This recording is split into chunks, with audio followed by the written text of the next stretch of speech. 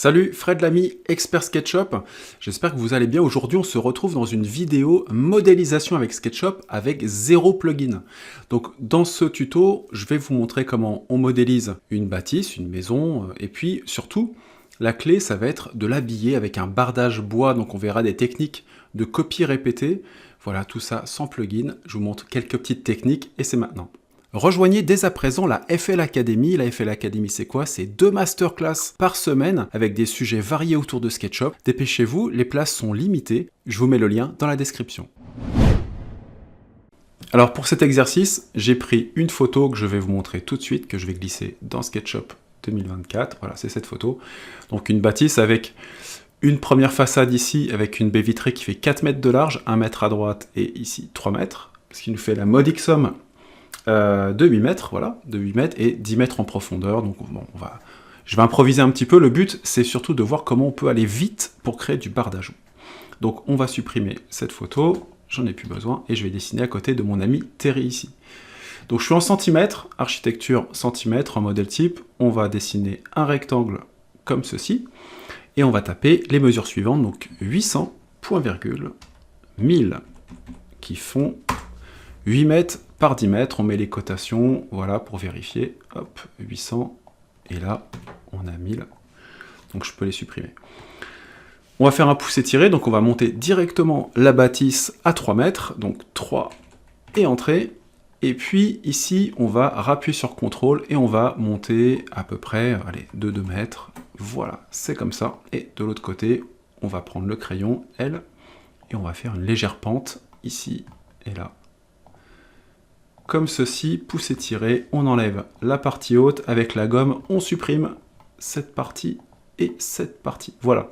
Donc comme je vous disais sur la façade, qui fait 8 mètres, je prends l'outil mètre, donc T, hop, je vais glisser ici un guide à 100.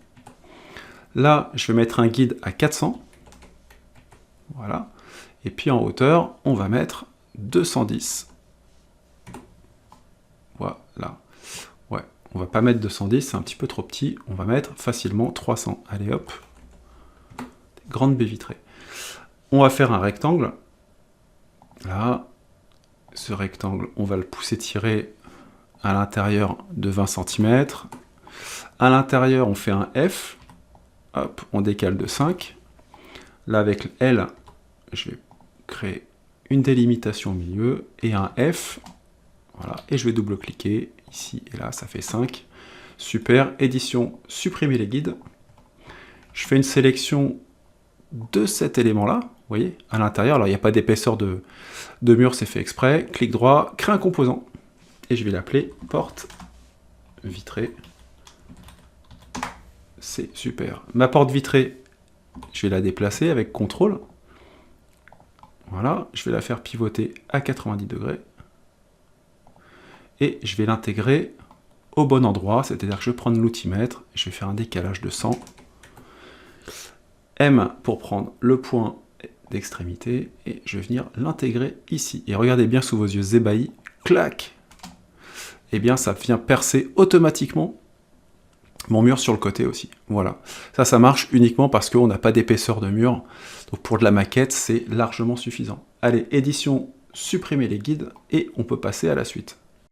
Alors avant de continuer, si vous trouvez que ça va un petit peu trop vite, c'est qu'il vous manque des bases, je vous conseille vraiment dans la description de regarder, je vous propose ma formation SketchUp gratuite pour avoir les bases. On continue, donc maintenant on va passer au bardage bois. Pour ça, eh bien, je vais grouper en fait tous mes éléments. Il va falloir que je groupe mes murs et mes baies vitrées pour pas dessiner directement sur ma surface et que tout se colle. Donc ça, je l'ai déjà fait, j'ai fait un groupe de tout ça, je vous remontre, éclaté. Donc je sélectionne.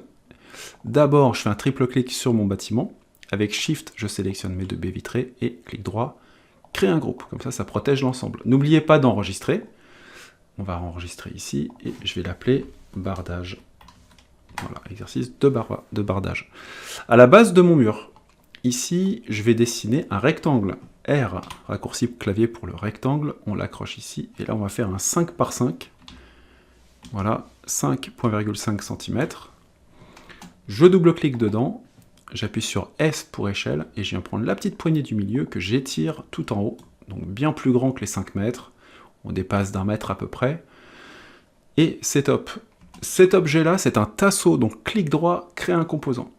Voilà, et je l'appelle tasso, c'est parfait. Maintenant, je vais le déplacer avec CTRL, donc je le duplique, un clic, et je le décale de 8 cm, 8, et entrée.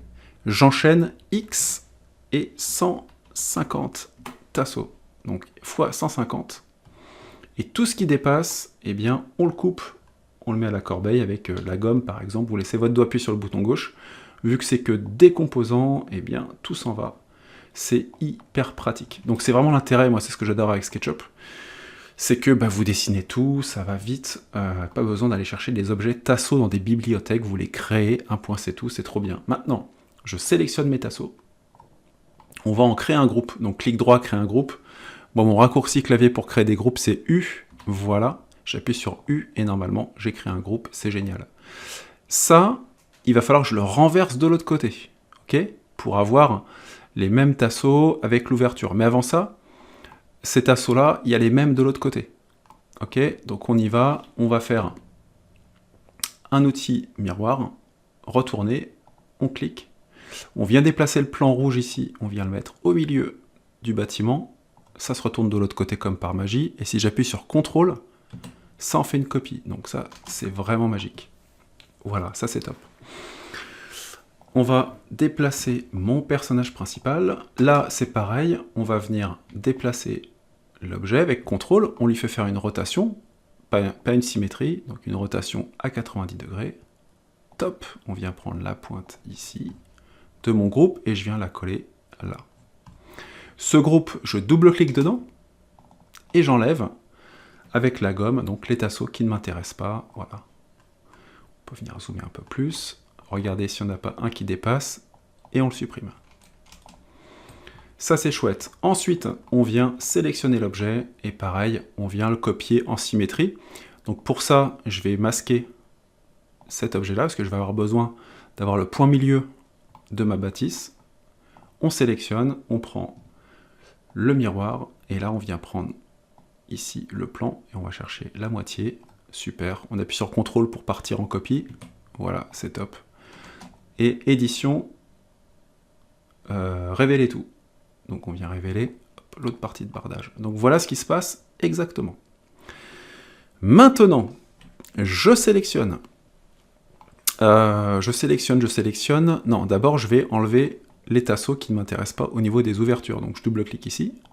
Voilà, à l'intérieur. On vient sélectionner tous les tassos qui gênent l'ouverture de ma baie vitrée. Donc sélection de droite à gauche, comme ça. On appuie sur S, échelle, et on remonte, vous voyez, les objets. Là, ce qui est intéressant, c'est que vos tassos ne sont pas en 3D. Donc ça facilite l'utilisation de l'outil échelle. Là, il n'y a qu'un point à relever, c'est hyper pratique, comme si on était sur un logiciel 2D. Vous voyez, comme c'est cool. Hop, et bon, on va faire la même chose ici. On double-clique dans le groupe.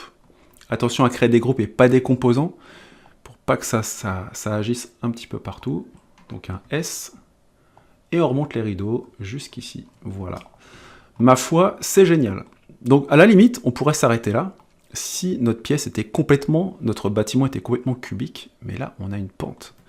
Donc on vient sélectionner lui, plus lui, plus lui, plus lui, et on en crée un groupe U. Voilà, U pour créer un groupe. Je double-clique à l'intérieur de mon groupe. Là, on vient double-cliquer sur un des tassos, parce qu'on va quand même donner un peu d'épaisseur. On double-clique dedans, voilà, on redouble-clique dans un des composants. Pousser, tirer, et regardez bien, la magie s'opère. On met une épaisseur qui se met partout. Donc on tire et on va mettre 5 cm. Voilà. Des beaux tassos. On clique à l'extérieur, on clique à l'extérieur. Et voilà ce qui se passe. Bon, la partie un peu délicate maintenant, ça va être de tout découper. Alors comment on va faire ça? Comment on va faire ça? Bon, on va rentrer à l'intérieur du groupe. On double-clique à l'intérieur. On vient sélectionner tout ça. Donc CTRL A pour tout sélectionner. On vient faire un clic droit et on va éclater tout l'ensemble. Voilà, on vient éclater tous les composants. On refait un clic droit, on refait éclater jusqu'à ce qu'il n'y ait plus du tout de composants. Voilà.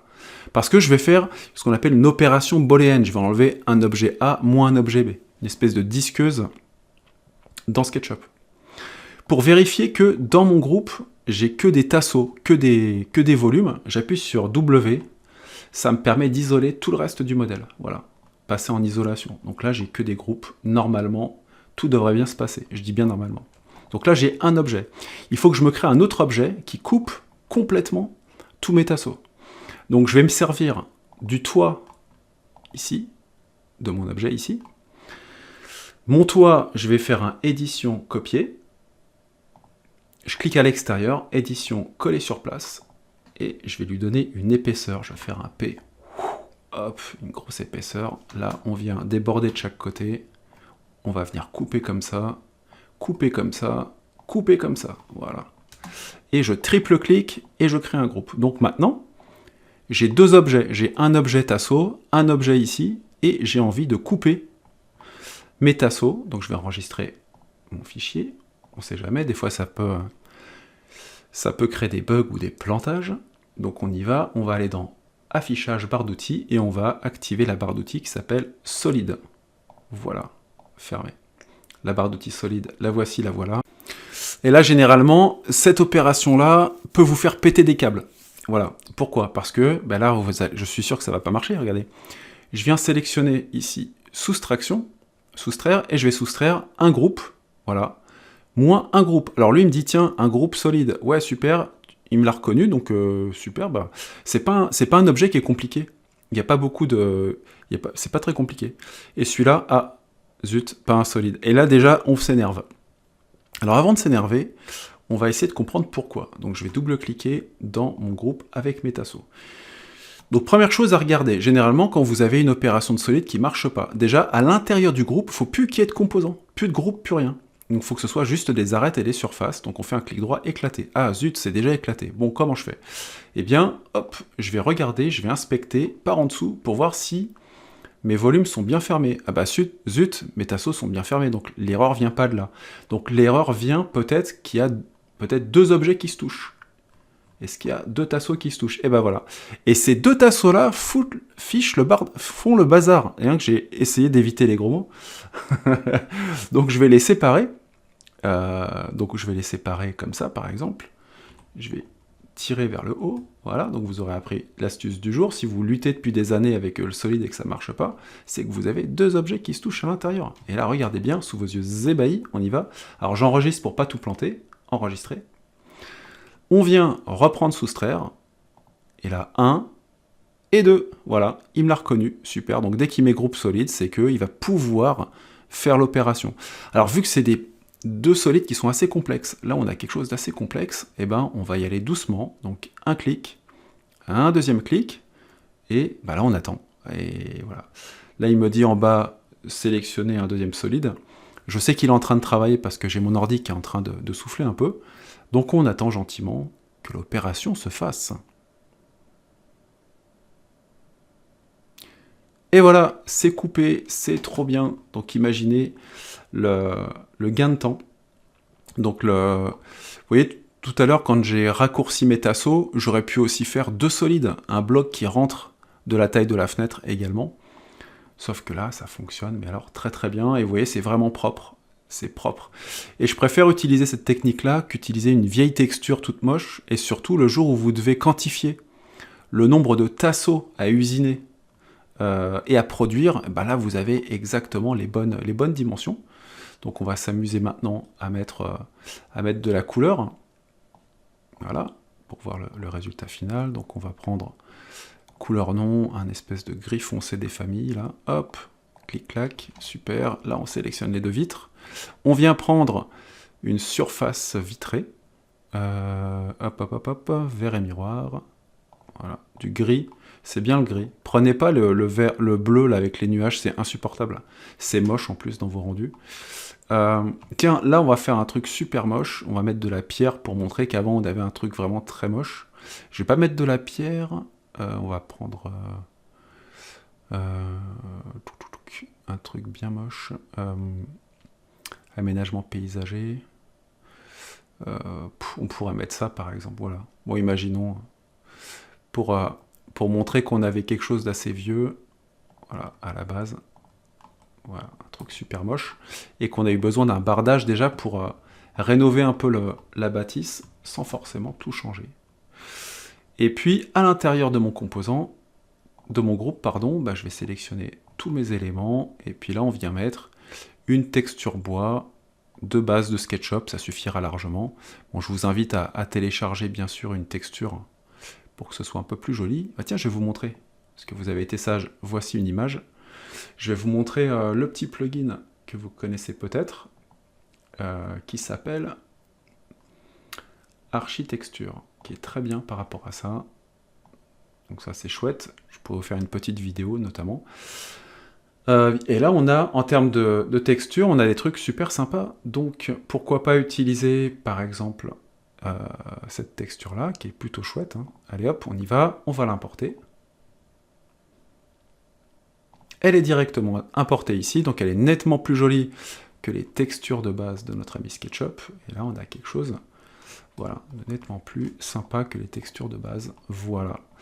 Donc ça, c'est vraiment une bonne technique à connaître. Si vous avez du bardage bois, normalement avec cette technique-là, vous pouvez faire du bardage bois partout. Donc si vous avez votre maison à rénover et que vous voulez faire une simulation avec le tasseau à la dimension prête, c'est impeccable. Et là, j'ai utilisé 0 plugin supplémentaire. J'ai juste utilisé la barre d'outils solide qui est intégrée dans SketchUp Pro 2024.